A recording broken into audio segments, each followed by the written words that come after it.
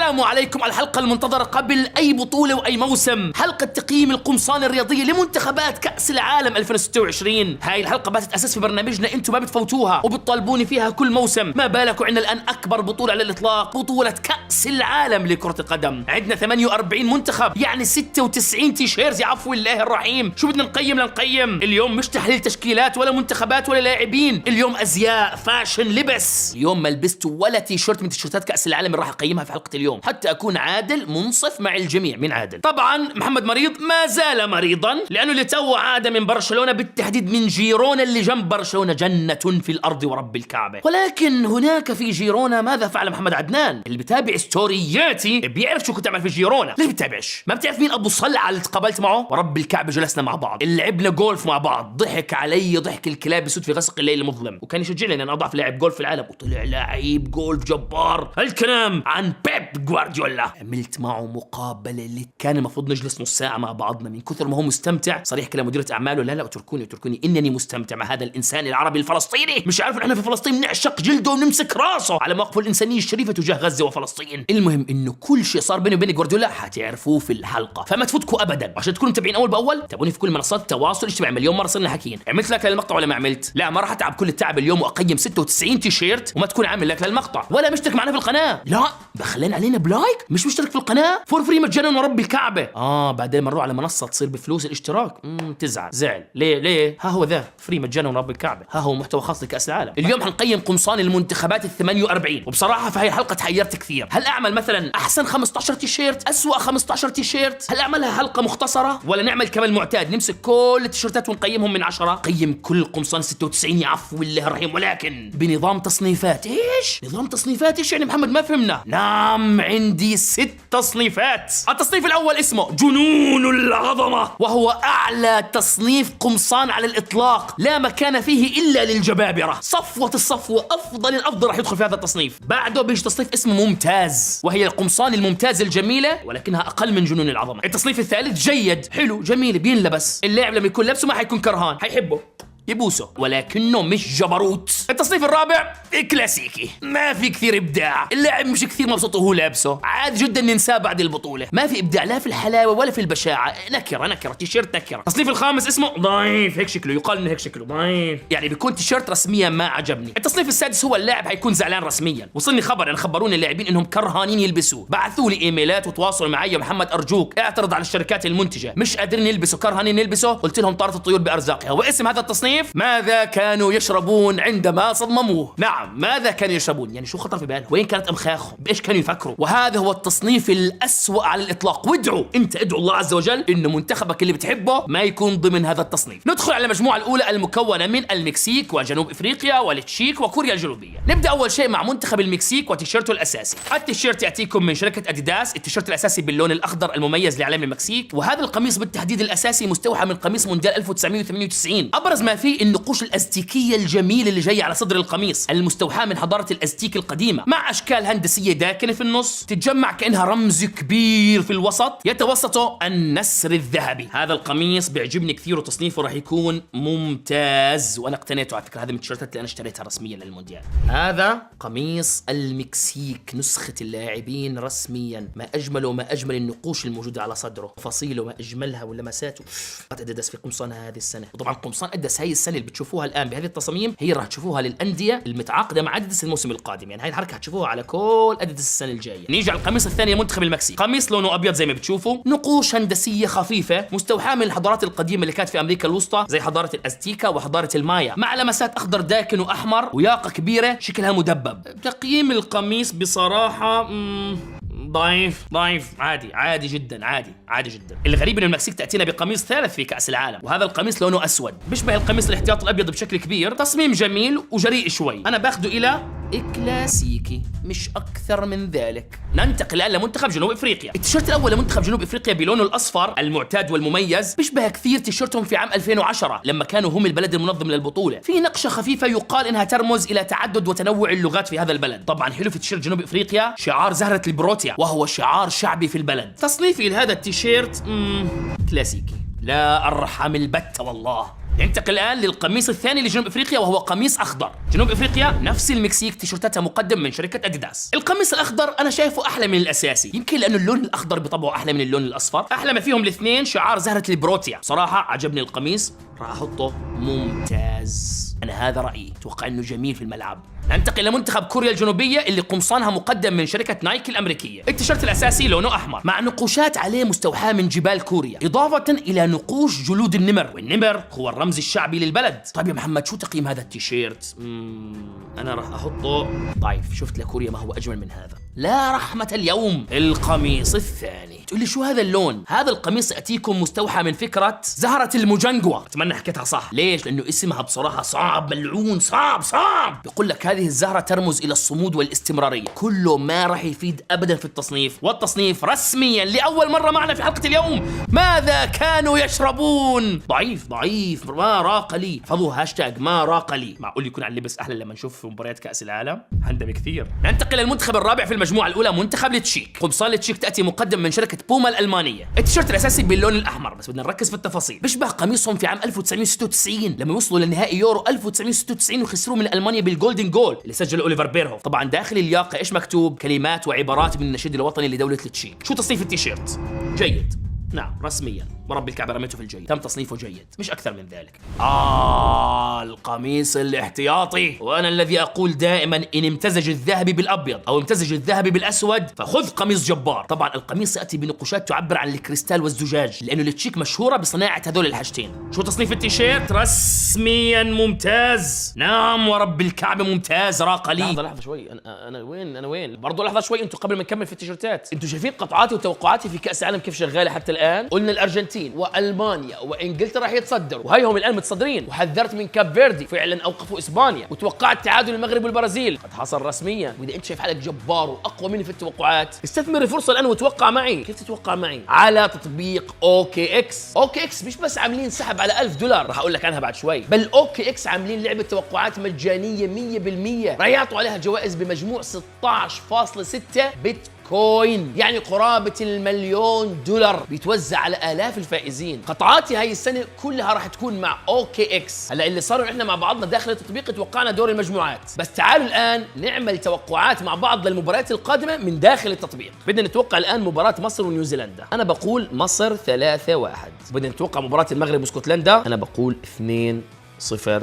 للمغرب. ترى OKX عاملين حاليا سحب على $1000 ل10 فائزين، كل فائز له $100. هذا السحب على قناتهم في اليوتيوب، راح احط لكم رابط فيديو من OKX في الوصف، واثبته كمان في اول تعليق. ادخلوا الفيديو وجاوب في التعليقات مين بتتوقع يفوز في المباراة اللي بيتكلم عنها الفيديو. اشترك في قناتهم وهيك رسميا بتكون دخلت في السحب، ولو فزت راح يتم تحويل $100 لحسابك الموثق داخل تطبيق OKX. يلا نرجع للتيشيرتات، وهيك بنكون خلصنا تيشيرتات المجموعة الأولى. ننتقل الآن للمجموعة الثانية اللي فيها كندا، سويسرا، البوسنة والهرسك ومنتخبنا العربي القطري. نبدأ بالبلد المنظم كندا. طبعا زي ما بتشوفوا على التيشيرت واضح جدا ورقة القيقب وطائر الالوون مع إشارة للسواحل الثلاث، المحيط الهادئ والمحيط الأطلسي والقطب الشمالي. هذول الثلاث لهم حدود مع كندا. طيب بس كم تقييم التيشيرت؟ بصراحة ضعيف. يجي على كندا الثاني، لونه اسود. اول ما تشوف اسود بلفت انتباهك. نفس ورقه القيقب موجود على التيشيرت الثاني، لكن هالمره بشكل جليدي واللون اسود. حلو، هذا برايي احلى من الاول، راح احطه في تصنيف جيد. نعم جيد، تمام، والله اني عادل. بس كندا كذلك تقدم لنا قميص ثالث، اخو القميص الاحمر الاساسي ولكن لونه ابيض بالضبط. بس شو تصنيفه؟ ضعيف. احنا 2026، ما ابهرني، ضعيف. ننتقل لمنتخب البوسنة والهرسك. منتخب البوسنة والهرسك احد منتخبين في البطولة تخدمهم شركة كيلمي اللي هم البوسنة والأردن. القميص الأول باللون الأزرق، قميص بسيط فخم بصراحة، جميل. تقييمه يا محمد؟ كلاسيكي جدا، غير ان انا اصلا يعني زعلان من البوسنه انها طلعت ايطاليا. يعني تخيلوا ايطاليا في هاي المجموعه او في كاس العالم، خاصه ان البوسنه يوما ما كانت مع اديداس. 2014 في كاس العالم كانت مع اديداس. القميص الثاني لونه ابيض ولكن الكتاف لونها ازرق، نفس البساطه نفس الرقي، جميل، مش سيء التيشيرت، مش سيء. بس انا راح اعطيه انا اسف ضعيف، بحثت عن ابداع اكثر من ذلك ما وجدت ابداع. نيجي على العنابي المنتخب القطري. زي ما احنا شايفين تيشيرت العنابي بلونه العنابي، ما في منتخب في البطوله كلها لابس عنابي سوى العنابي، مستخدم فيه الخطوط المتعرجه الموجوده في العلم القطري. في فكره في التيشيرت، في فكره، وطبعا هذا من التيشيرتات اللي انا اقتنيتها اشتريتها، شوفوني بلبسه في كاس العالم. تصنيف هذا التيشيرت عندي ممتاز، جميل، مختلف، مميز، ما بيشبه ولا تيشيرت اخر. الحلو في اديداس هاي السنه انه كل تيشيرت لاي منتخب في لمسه خاصه واضحه لا تشبه تيشيرتات اديداس الاخرى، ولذلك تيشيرت العنابي الاساسي اخذ ممتاز. هذا هو تيشيرت العنابي، لما تشوفه بهذا الشكل بتشوف جبروت اللمسات هذه الموجوده، النقوش اللي فيه الرائعه والخامه الخارقه الجميله اللي قدمتها اديداس في هذا التيشيرت. فاز جميل، وقطر باللغه العربيه بالخلف. اما التيشيرت الاحتياطي فهو كلاسيكي بصراحه، ما في اي لمسه ابداعيه، ما في اي شيء، هو راقي جميل تلبسه تطلع فيه على جينز، اتوقع انه جميل، بس ما في تلك اللمسه اللي تخليني ما انساه. لا عادي جدا، قد انساه قد اتساءل بعد ذلك، يا جماعه هو تيشيرت قطر في كاس العالم 2026 شو كان؟ نفس ما كثير من الناس نسيت شو تيشيرت العنابي في 2022، او انهم اصلا ما لبسوه في المباريات الثلاثه. نيجي على منتخب سويسرا. تيشيرتات سويسرا مقدم من شركه بوما الالمانيه. التيشيرت الاحمر الاساسي ياتي بخطوط وتعرجات، هاي عباره عن خرائط طبوغرافيه تعبر عن الجبال والتضاريس الرائعه في سويسرا. طبعا سويسرا من اجمل بلاد الدنيا، وهم برمزوا بالتحديد لجبال الألب، وعلى فكره سويسرا بتستخدم ذات التضاريس داخل جوازاتهم السويسريه. طب شو تصنيف تيشيرت سويسرا الاساسي؟ كلاسيكي. انا شفت لسويسرا ما هو اجمل من هذا. سويسرا الثاني. تعال عندي هون، تعال ما تخاف، تعال قرب تعال. لون فاقع مستفز، البتن والنقوش جايه ووتر مارك، هي نفسها تاعت جواز السفر. هم طبعا واضح السويسريين بيعشقوا جواز سفرهم عشق الكلاب السود في غسق الليل المظلم. فكرة جوازهم قوي، هو المركز الثالث عالميا مناصفه مع جوازات اخرى. بصراحه القميص طاعون بشع جدا، وراح اضطر اني اضعه في خانه ماذا كانوا يشربون في بوما عندما صمموا هذا التيشيرت. ننتقل للمجموعة الثالثة. المجموعة الثالثة فيها منتخبنا العربي المغربي، المنتخب البرازيلي، والمنتخب الاسكتلندي، ومنتخب هايتي. نبدأ مع منتخب البرازيل السيليساو. التيشيرت الأساسي مستوحى من تيشيرت عام 1970 لما فازوا بكأس العالم مع بيليه، وحطوا النجم الثالث على القميص. فازوا بالنهاية 4-1 على إيطاليا في ملعب أزتيكا في المكسيك. طبعا في إضافات ونقوشات هندسية موجودة على التيشيرت، مستوحى من العلم البرازيلي. طب شو تصنيف التيشيرت البرازيلي هذا يا محمد؟ جيد جميل، شفته بعيني، جميل جيد. القميص الاحتياطي للبرازيل، يا بتحبه يا تكرهه. بس تعال واسمع فكرته. هو تصميم جريء جدا وعصري، لأول مرة نشاهد البرازيل بهكذا تصميم. أول مرة بنشوف مكان نايكي شعار جامب مان مايكل جوردن. قوش في التيشيرت إلها ما ترمز لضفدع السهم السام. شكله جبار هذا الضفدع، نفسي امسك راسه، هيك لونه والله، نفس اللون ونفس الشكل. طبعا بالنسبه لي هذا القميص اسطوري رسميا، ويدخل في تصنيف جنون العظمه. نعم، اول قميص عندنا بدخل في تصنيفات جنون العظمه، القميص الاحتياطي للمنتخب البرازيلي. عادي جدا تكره وتقول يا محمد شو هذا تصنيفه ماذا كانوا يشربون. حطه هناك، بالنسبه لك حطه هناك، احكي لي في 5 تعليقات ورب الكعبه، بحب اقرا تعليقاتكم اصلا. ننتقل للمنتخب المغربي. طبعا قمصان المنتخب المغربي مقدم من شركه بوما الالمانيه. القميص الاساسي الاحمر قميص كلاسيكي، ولكن عليه زخارف اندلسيه هندسيه مغربيه من اجمل ما يكون. هاي الزخارف بنشوفها على الاكمام وعلى الياقه موجوده كمان، شيء جميل يعبر عن التراث المغربي. راقه لي جميل، بس راح احطه جيد، وهتعرف ليش انا حطيته جيد. من جمال قميص المنتخب المغربي الاساسي اشتريته رسميا وبتجهز فيه لكاس العالم. شوف ما اجمل النقوش الموجوده فيه على الاكمام او الموجوده على الياقه. فاز جميل، نقوش جميله، هاي اجمل ما فيه النقوش، اجمل ما فيه النقوش، واسم المغرب باللغه العربيه في الخلف. صنفت تيشيرت المغرب الاساسي جيد لانه التيشيرت الاحتياطي روعه. تحقق الشرط، جاءك اللونان الابيض والذهبي، وزخارف ذهبيه من اجمل ما يكون، موجود على صدر القميص بشكل طولي، ومكتوب على الظهر جمله باللغه الامازيغيه، وهذا يعتبر تمسكا بالتراث المغربي الجميل. وتقييمي لهذا القميص ممتاز. هذا المكان نعم رسميا. ناتي الى منتخب هايتي.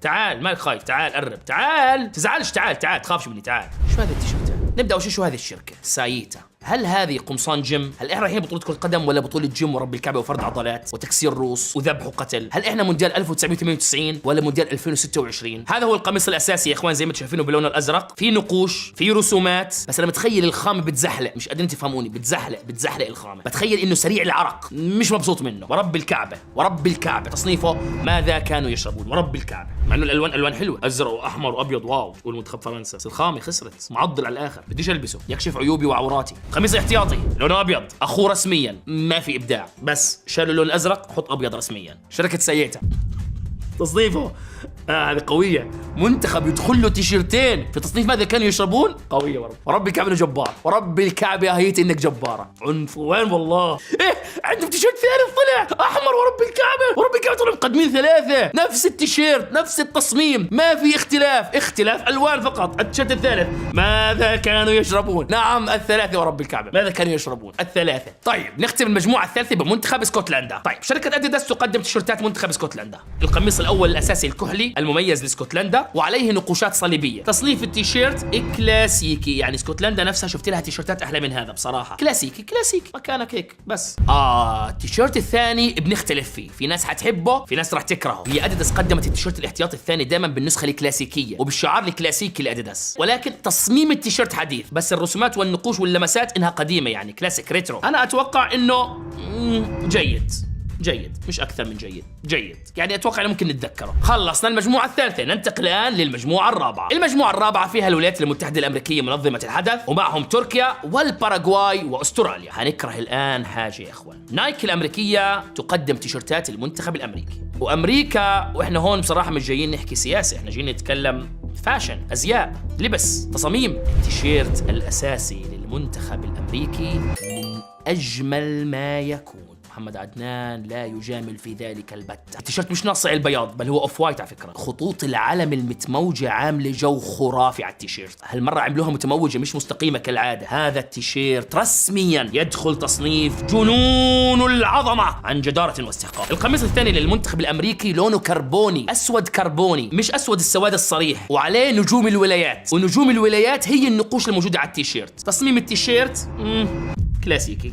باراغواي تأتيكم بتيشيرتات مقدمة من شركة بوما الألمانية. بنشوف الخطوط الحمراء الموجودة على التيشيرت بترمز للتربة الحمراء الموجودة في أرض البلاد، بس انتوا بتشوفوا إنه هاي الخطوط فيها إشي، خطوط منقطة مش مستقيمة. بيقول لك إنها بترمز للملاعب البدائية اللي بدأوا عليها هؤلاء اللاعبين حتى صاروا لعيبة منتخب. طيب هذا الكلام كله جميل، شو تقييم التيشيرت؟ ضعيف، مش جميل. القميص الاحتياطي للباراغواي، تعال مالك خايف، تعال قرب، تعال. شو هذا؟ حاولت أفهم، ما في أي معنى، ما في أي مفهوم للقميص، بس قميص غريب وعجيب، مجرد تموجات كالدخان. تقريبا لما قرأت هيك وجدت المعنى. أنا آسف لا أرحم البتة في حلقة اليوم. هذا التيشيرت تصنيفه ماذا كانوا يشربون. تن تراران. ننتقل لمنتخب أستراليا.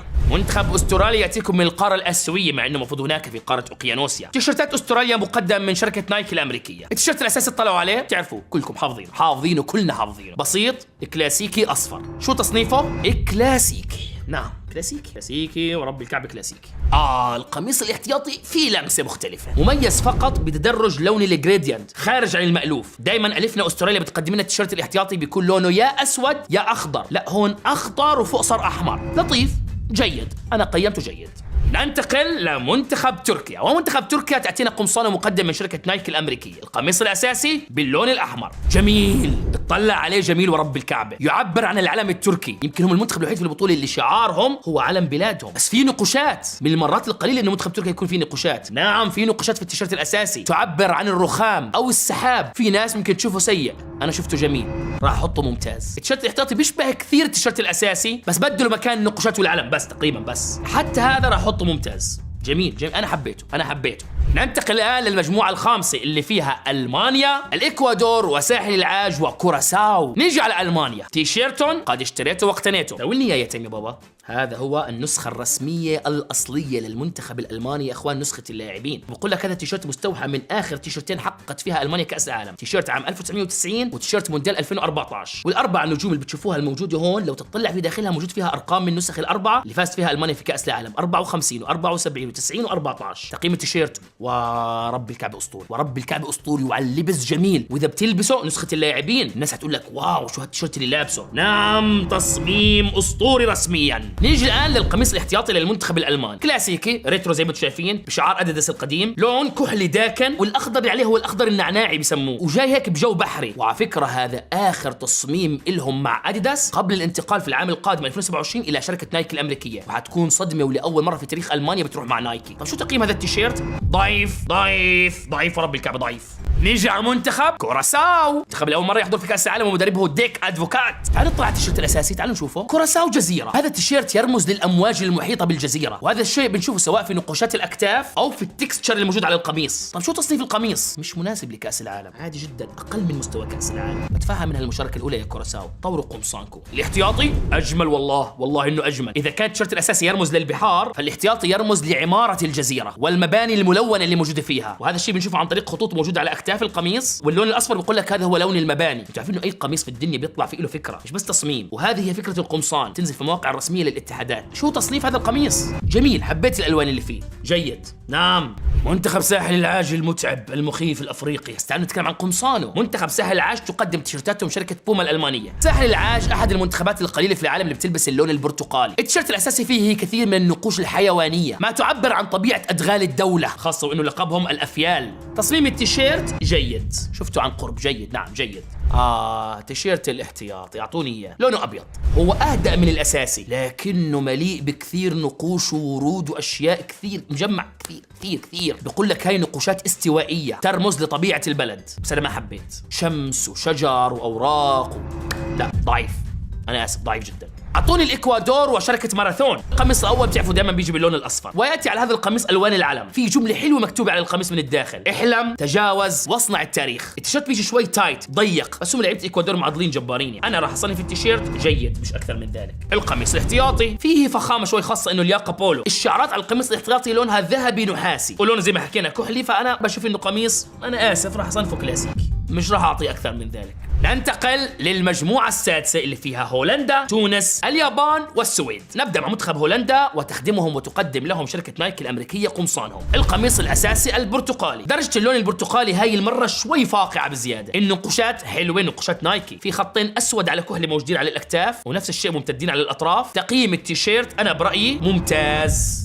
راعة ممتاز. بس إذا هذا ممتاز، ماذا قميص الاحتياطي؟ من أجمل ما يكون، مسكته بإيدي ورب الكعبة وأنا في جيرونا في إسبانيا. أنا شايفه أهدأ وأجمل من الأساسي. الخط اللي في النص البرتقالي ما أجمل، عامل حركة تفوز فوزا عظيما، عامل تدرج لون عند منطقة الصدر خرافية. تيشيرت معمول بشكل جديد ولافت. تقييمي لهذا التيشيرت قطعا جنون العظمة. طبعا تيشيرت أسطوري، حتتفاجأ ورب الكعبة حتتفاجأ. أعطيني الأساسي الياباني، تعال ما تخافش، قرب، أنت جبار، خلي ثقتك بنفسك كبيرة، تعال قرب. التيشيرت الأساسي يمثل لهم لون الأفق البعيد، تحفيزا للوصول لأبعد نقطة في هذا المونديال، والفكرة أن تلامس عنان السماء، اللي هي كلمتي أنا ورب الكعبة، هيك رمز التيشيرت. طبعا تيشيرت أسطوري جنون العظمة تصنيفه. طبعا التيشيرت الأساسي لليابان جنون العظمة، اللي بحطه جنون العظمة روح اشتريه وأنت مغمض، عظمات محمد عدنان. أعطيني الاحتياطي الياباني، تعال. طبعا زي ما حكينا أدس بتقدم التيشيرت الثاني دائما بنظام الريترو أو الكلاسيك. هذا التيشيرت له رمزين اثنين، الاول انه مستوحى من رياضه البيسبول الشعبيه، وعليه 12 خط تمثل 11 لاعب، والخط ال 12 اللي في النص يمثل الجمهور. لكل قميص قصه.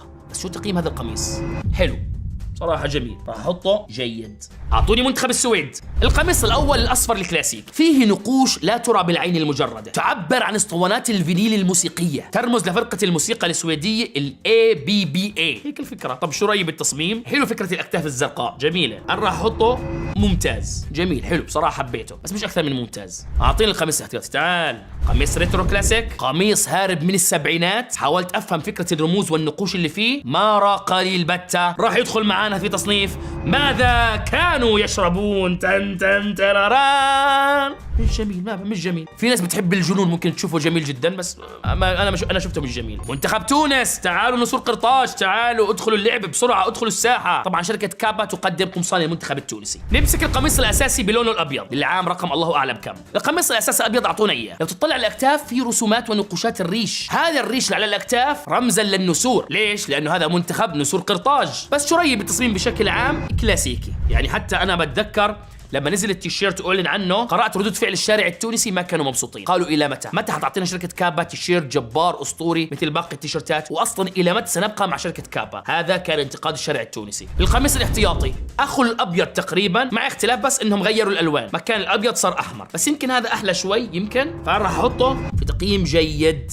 جيد. ننتقل الآن للمجموعة السابعة اللي فيها بلجيكا، مصر، إيران ونيوزيلندا. نبدأ مع منتخب بلجيكا وقمصانهم مقدم من شركة أديداس الألمانية. القميص الأساسي بالأحمر ركزوا عليه، هو دمج بين زهرة التوليب واللهب ليعطي شكل شيطان، وهو رمزهم الشياطين الحمر والعياذ بالله. تقييم التيشيرت ممتاز، جميل بس جميل وبس.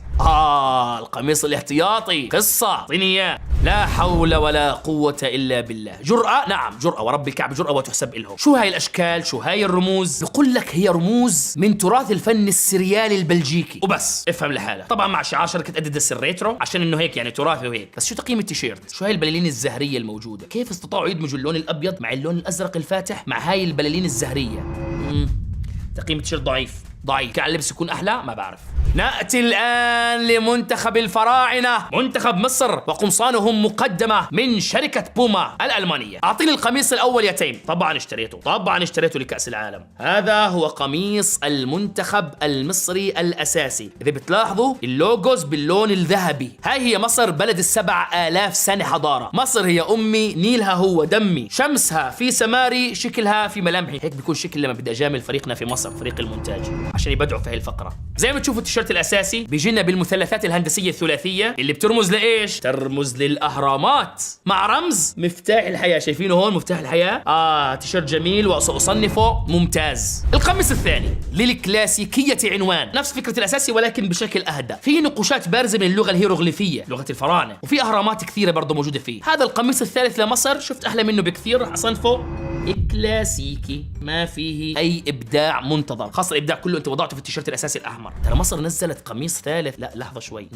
عليه نقوشات تشبه الحيوانات لو هذا القميص الثالث معتمد لكأس عالم ورب الكعب إنه تصنيفه ماذا كانوا يشربون في شركة بوما لما عملوه. ننتقل لمنتخب حبيب ترامب، إيران. منتخب إيران بشركة إيرانية اسمها ميروج، أتوقع هيك اسمها. شعارهم غريب، لن تجد غيرهم في المونديال، هم الوحيدين. القميص الأبيض الإيراني كلاسيكي، رسم تقليدي للفهد الآسيوي اللي بالمناسبة مهدد بالانقراض، مع نقوش حيوانية موجودة على الأكتاف. رايحين الإيرانيين يخرمشوا رسميا في كأس العالم. هناك في لوس أنجلوس في أغلى ملعب في المونديال هيلعبوا فيه مباراتين إيران. على عينك يا ترامب، بدك تعمل فيز لكل اللاعبين. شكل الفهد وراسه هيك موجود على القميص، نفسي أمسك راسه وربي كعبين حبيته، بس عشان الفهد، عشان هذا الفهد ما بدي أحط التيشيرت الأساسي في تصنيف ماذا كانوا يشربون في شركة ميروج، بدي أحط تصنيفه ضعيف بس عدلا وانصافا. ننتقل للقميص الاحتياطي لمنتخب ايران، دائما بيكون لونه احمر، هو اخو القميص الاساسي ما في فرق، بس هذا لونه احمر. طغوا في الابتكار الايرانيين. شو تصنيف هذا؟ نفس اخوه حيصف جنبه، تصنيفه ضعيف. نيجي على منتخب نيوزيلندا، وقمصان منتخب نيوزيلندا مقدم من شركة بوما الألمانية. بوما طغت في هاي النسخة من كأس العالم، كثير منتخبات بوما. القميص الأساسي الأبيض مستوحى من كلمة هاو اللي بتعني الريح بلغة الماوري اللي هم السكان الأصليين لنيوزيلندا، مع شعار السرخس وهو نبتة ورمز شعبي للبلاد مشهور جدا في نيوزيلندا. طلع لي على التيشيرت، قول لي وين الإبداع الموجود فيه؟ ما في أي إبداع، كلاسيكي، ملعبنا الله يرحمه، كلاسيكي. قميص الاحتياطي أسود، عندي الأسود لازم أضرب بريك وأوقف. زي ما بتشوف تيشيرت أسود منقوش بنبات السرخس نفسه اللي هو الرمز الشعبي للبلاد هناك، ولكن لأنه أسود راح أخذه إلى جيد وبس. خلصنا المجموعة السابعة، ننتقل للمجموعة الثامنة اللي فيها إسبانيا، الأوروغواي، منتخبنا العربي منتخب المملكة العربية السعودية، وكاب فيردي أو الرأس الأخضر. نبدأ مع إسبانيا اللي بتقدم لهم القمصان شركة أديداس الألمانية. وهذا القميص الأول، قميص تقليدي كلاسيكي لإسبانيا، وأنت مغمض لما يورجوك إياه بتعرف إنه هذا إسبانيا، ما حتتلخبط مع أي منتخب آخر. الخطوط اللي فيه غير مكتملة بطريقة أنا مش فاهمان شو القصد منها، يعني مش خطوط مستقيمة، لا مقطعة. تقييمي للتيشيرت كلاسيكي. كلاسيكي محمد، اسبانيا هاي. نعم اسبانيا كرويا المنتخب المرشح الاول للقب، ولكن احنا بنقيم قمصان يا اخوان، ازياء ما له دخل. القميص الاحتياطي وقفه، استنى شوي، خرافي، لون كريمي مع لمسات من المارون واللون الذهبي كمان، عاملين مع بعضهم ميكس حلو، وزخارف مستوحاه من المخطوطات الادبيه الاسبانيه. جميل هذا التيشيرت، جميل. طبعا جنون العظمه دخل القائمه رسميا، نعم دخل قائمه جنون العظمه، يستحق هذا المكان. أعطيني قميص الكاب فيردي. كاب فيردي قمصانهم مقدم من شركة كابيلي. القميص الأول الأزرق، طبعا كاب فيردي عبارة أصلا عن جزر تربطها مسارات طيران، وهذه هي الخطوط الهندسية المثلثية اللي بتمثل خطوط الطيران الرابطة بين هذه الجزر. شفتوا الفكرة؟ لكن أنا برأيي التيشيرت بيشبه البيجامة، بيجامة رسميا، بيجامة تيم قبل النوم. التيشيرت ضعيف، مش جميل. انا رحمته اني ما حطيته ماذا كانوا يشربون. اعطيني الاحتياطي. ايش هذا؟ اخو الاساسي اختلاف الوان بس ما غيروا شيء، ما في اي ابداع. واضح انه فهمنا الفلسفه، مش حنصمم تصميم ثاني. هو اخو حنغير اللون، مش راح نبدع كثير. مش فاضيين يا عمي، خلاص حيل عنا، مش فاضيين مش فاضيين. نفس المسارات نفس الشكل، خطوط طيران. السلام عليكم، انتهى الموضوع. ضعيف ضعيف ضعيف ضعيف. نأتي الآن لمنتخب المملكة العربية السعودية، وتقدم قمصانهم شركة أديداس الألمانية. تعال شوف القميص الأساسي، تعال تخافش، تعال. أعطوني تيشيرت المملكة العربية السعودية المقدم من شركة أديداس الألمانية. شكرا يا تيم. تعال تيم تفضل. إيش تيم يأتيكم هو كذلك بتيشير المنتخب السعودي لكأس العالم. لف من ورا خلينا نشوف شو تيم رقم 15. ليش 15؟ مش عمره 15 لأنه هو مولود العام 2015. ولكن تيم ضعيف يرتدي نسخة الجماهير. هذا هو قميص نسخة اللاعبين رسميا. شوف يا اخوان، هذا مش قميص عادي، هذا قميص يمثل معالم. هذا القميص الأساسي استخدموا فيه اللون الخزامي المأخوذ من زهرة الخزامة اللي هي يعني زهرة اللافندر، وهو يعتبر من الألوان الوطنية في المملكة العربية السعودية. زي ما بنشوف كذلك في القميص في خطوط رفيعة ذهبية ملكية ونقوشات هندسية بتعطيه هيبة. القميص هيبة وجميل، وأنا يمكن بضعف مع اللون الأخضر لأنه لوني المفضل. تصنيف هذا التيشيرت قطعا رسميا جنون العظمة. قميص الاحتياطي للمنتخب السعودي بلونه الأبيض، عليه نقشة الشماغ، حركة جبارة. نعم هذا القميص للفخامة عنوان. ياقة جديدة مش تقليدية، خطوط أديداس على الأكتاف باللونين الذهبي والأخضر. القميص ريترو كلاسيك. أما تصنيف هذا التيشيرت فهو ممتاز. نعم تصنيفه ممتاز. ننتقل لمنتخب الأوروغواي وقمصانه مقدم من شركة نايك الأمريكية. تصميم كلاسيكي بحت بياقة بولو القديمة. مرتبط هذا القميص بعبارة قديمة عندهم جارا تشاروا، ومعناها الروح القتالية الأوروغوايانية. تيشيرت بيشبه إلى حد ما تيشيرتهم في عام 2002، أنا هيك حسيت. تقييمي للتيشيرت توقعت ما هو أجمل بصراحة، كلاسيكي. القميص الاحتياطي لحظة هنوقف عنده. في فكرة، قميص عصري مختلف عكس الأساسي تماما، وكأنه فيه نقوش كهربائية، لونه كحلي غامق والنقوش اللي فيه لونها أزرق. حبيت التيشيرت، تقييمه ممتاز. نعم اتوقع حلو على اللبس، وحيكون من القمصان اللي راح نتذكرها في كأس العالم، صعب ننساها. ننتقل للمجموعة التاسعة وفيها المنتخب الفرنسي، منتخب السنغال، ومنتخب النرويج، ومنتخبنا العراقي العربي وسود الرافدين، اللي هي بالمناسبة مجموعة الموت. إذا ما بتعرف ليش هي مجموعة الموت لازم تحضر حلقة أنا أقطع 2 اللي قطعنا فيها من سيتأهل من المجموعات من 7 حتى 12. نبدأ مع تيشيرت المنتخب الفرنسي الأساسي. كثير ناس صنفوه كأجمل قميص في بطولة كأس العالم، شفت كثير ريلز هيك، بس أنا بختلف معهم. التفاصيل والبجات على القميص باللون النحاسي، لون معدني، وذلك نسبة لتمثال الحرية. دخل يا محمد تمثال الحرية، ايش دخل؟ أنت ما بتعرف إنه تمثال الحرية أصله فرنسي، وكان هدية من فرنسا لأمريكا في الذكرى المئوية لتأسيس دولة أمريكا. وبما إنه كأس العالم في أمريكا، فحب الاتحاد الفرنسي يعمل هاي اللمسة الأمريكية. فرنسا أهدت تمثال الحرية لأمريكا في عام 1886، على فكرة هو نفس العام اللي بدأت فيه فرنسا في بناء برج إيفل. التيشيرت الأساسي الأزرق زي ما أنتم بتشوفوا، عليه خطوط مموجة بدرجة من الأزرق أقل، خطوط رايحة وخطوط جاية، خطوط رايحة وخطوط جاية. تصنيفي لهذا التيشيرت ممتاز. نيجي على التيشيرت الاحتياطي، اعطيني اياه يا تيم. هو أول قميص اشتريته لكأس العالم، أنا اقتنيت الاحتياطي قبل الأساسي، تخيلوا. هذا هو القميص الاحتياطي وعامل ضجة وجلب كبيرة في كأس العالم. بقول لك تمثال الحرية اللي لونه هيك الآن، لون تمثال الحرية هيك الآن صح؟ بقول لك هذا ما هو اللون الحقيقي له. لما فرنسا أهدته لأمريكا في 1886 كان هذا هو لونه ذهبي. وبقول لك مع الزمن ومع عوامل الرياح والرطوبة تغير لونه من اللون النحاسي إلى أن وصل إلى اللون الأزرق. تخيل التيشيرت كان فيه حركات جبارة، إنه نحاسي وأزرق نحاسي وأزرق، هكذا تماما كان لون تمثال الحرية، والآن هيك صار لون تمثال الحرية. قطعا من دون منازع هذا القميص قميص أسطوري، وتصنيفه جنون العظمة. ننتقل لمنتخب السنغال. منتخب السنغال قمصانه مقدم من شركة بوما الألمانية. اطلع معي على القميص الأساسي، عليه رسومات ونقوشات مميزة مستوحاة من حافلات المواصلات، الميني باص. تخيل بقول لك في العاصمة دكار الباصات الصغيرة عليها هاي النقوشات والرسومات. فاس الفكرة، حبيتها اشتريت. بقول لك أصلا هاي النقوشات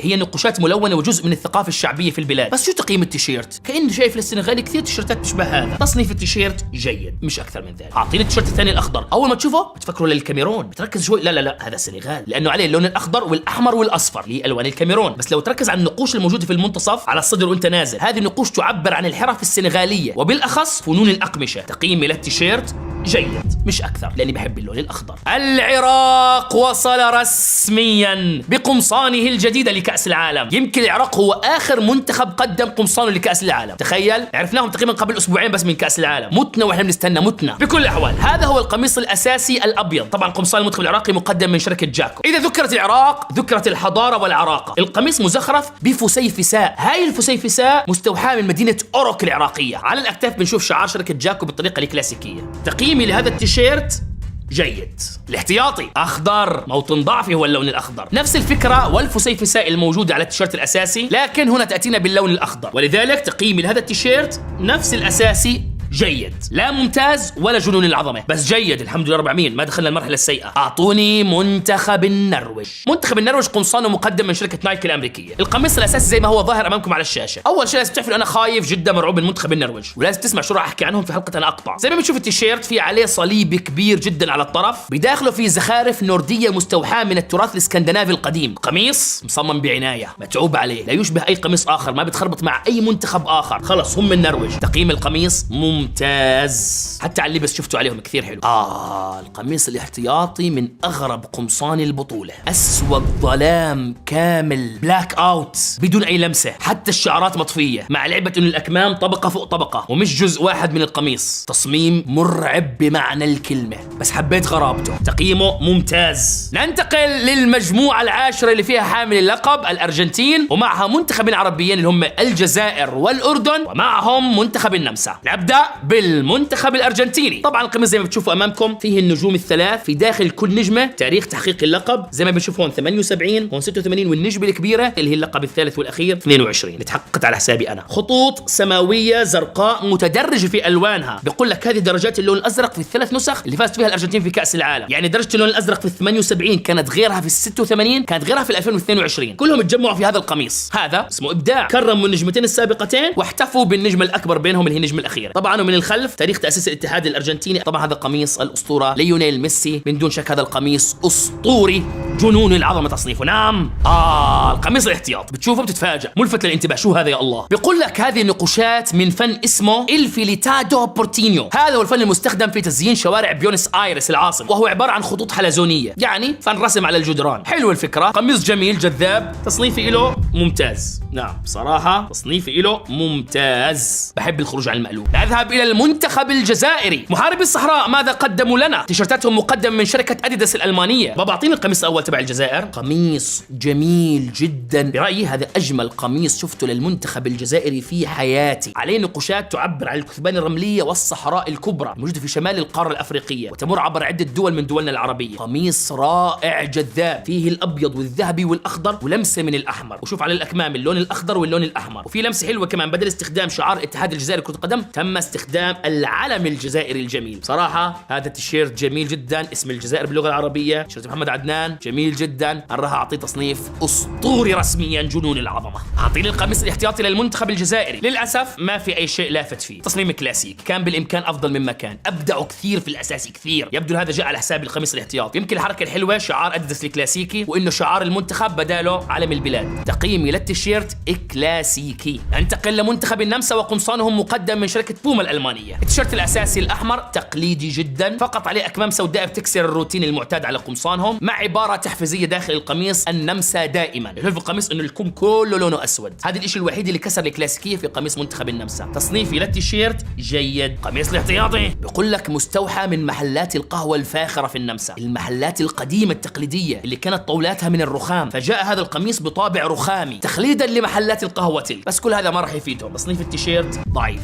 ننتقل لمنتخب النشامة رسميا، والنشامة زي ما حكيت لكم هم أحد منتخبين في البطولة تقدم قمصانهم من قبل شركة كيل، وبرضه الأردن من المنتخبات اللي تأخر كثير الإعلان عن قمصانهم لكأس العالم. طلعت روحنا وإحنا بنستنى. المهم إنه الشعب الأردني الآن كله ارتدى قمصان المنتخب الأردني الخاصة بكأس العالم. القميص الأساسي ألقي نظر عليه، شو بيلفت انتباهك؟ حركة جبارة وجميلة جدا فيما يخص الشماغ الأردني اللي بات موجود على الأكتاف. لما تشوف القميص من دون تفكير بتعرف إنه هذا قميص النشامة منتخب الأردن. حركة الأكتاف ورمز الشماغ الأردني تفوز فوزا عظيما، ما جعله قميص ممتاز. القميص الاحتياطي نفس القميص الأساسي بس بلون معكوس، قميص أحمر والماسات تاعت الشماغ هي اللي لونها أبيض، وبالتالي لأن الشماغ لونه الحقيقي هو اللون الموجود في الأساسي، فهذا القميص الاحتياطي راح احطه جيد.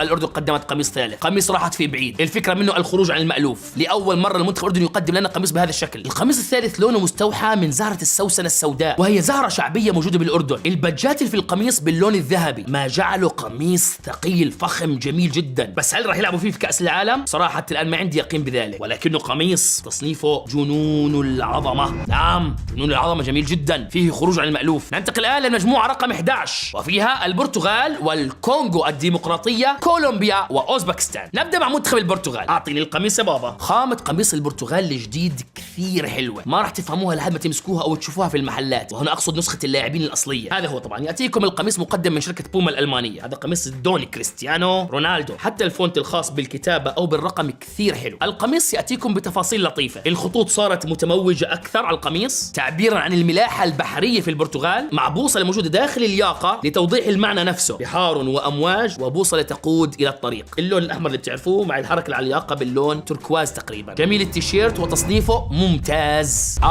القميص الاحتياطي جريء، لاول مره البرتغال بتقدم لنا بهذا الشكل قميص. لون اسمه الاكوا، هو بين الازرق والاخضر، يعبر عن لون البحر وكانها بدله بطل خارق بحري. وبصراحه اتوقع انه قميص جميل جدا على الدون. تقييمي للقميص ممتاز جميل. الكونغو الديمقراطيه تاتيكم بقمصان من شركه اومبرو. بتتذكروا شركه اومبرو اللي كانت ترعى المنتخب الانجليزي سابقا؟ هي نفسها رسميا ترعى الكونغو الديمقراطيه، وهو المنتخب الوحيد في البطوله اللي بترعاه شركه اومبرو. القميص الاول النية هو انه خطوط مموجة عشان تعطي احساس بجلد الفهد او النمر، هيك الفكرة. قميص غريب، لا قميص مش جميل، قميص ممكن تفكر فيه في اشياء كثيرة، راح تبحر بافكارك لاشياء كثيرة، ما راح توصل لاي شيء. لا يناسب ابدا العام 2026. نعم كان ممكن مناسب لمونديال 2002، حتى قبل ذلك، لا والله قبل ذلك مونديال 94 او 90. كثير استحق مكانه. ماذا كانوا يشربون؟ اشتقنا لهذه الخانة. تخيل ان الكونغو الديمقراطية فازت على مين ومنعتها من الوصول لكأس العالم؟ فازت على نيجيريا. تخيل نيجيريا تدخل لك على كأس العالم بقمصانها المقدم من شركة نايكي. تخيل الفرق يا عفو الله. طيب اذا القميص الاساسي دخل قائمة الطاعون الاكبر، ماذا كانوا يشربون؟ شو بخصوص القميص الاحتياطي؟ دخل قائمة ماذا كانوا يشربون من اوسع ابوابها، نقوشات بلا اي هدف او اي معنى على الاطلاق. حاولت والله اني حاولت، والله اني حاولت. انت ما بتعرف ان الكونغو الديمقراطية كمان قدمت قميص ثالث لونه احمر؟ ورب الكعب انه القارة الافريقية مقدمت لنا قمصان في البطولة من اجمل ما يكون. ليش الكونغو ما حبوا يبدعوا؟ ليش الكونغو لما اومبرو قدمت لهم هاي التصميم ما قالوا لهم لا ما بدنا جيب شيء حلو، بدنا شيء حلو، تصميم غامض ما حدا فهمان فكرته، احمر وخطوط صفراء على الاكتاف، ما بعرف. طبعا دخل تصنيف طاعون ماذا كانوا يشربون. طيب اوزبكستان جاءتنا بشركه برضه هم الوحيدين اللي بتقدم لهم هاي الشركه في كاس العالم. نطلع القميص الاول لمنتخب اوزبكستان بلونه الازرق، عليه نقوشات موزاييك، زخارف على البلاط، وهذا تراث معماري اوزبكي. بس شو تصنيف التيشيرت؟ لا يناسب كاس العالم 2026 يا اوزبكستان. تصنيف التيشيرت ضعيف. القميص الاحتياطي هو اخوه بس قلب اللون، يمكن لانه ابيض يكون شويه احلى، ممكن عشان هيك راح اخذه لتقييم كلاسيكي. كولومبيا، اعطيني كولومبيا يا بابا. احسنت، شكرا جزيلا يا بابا.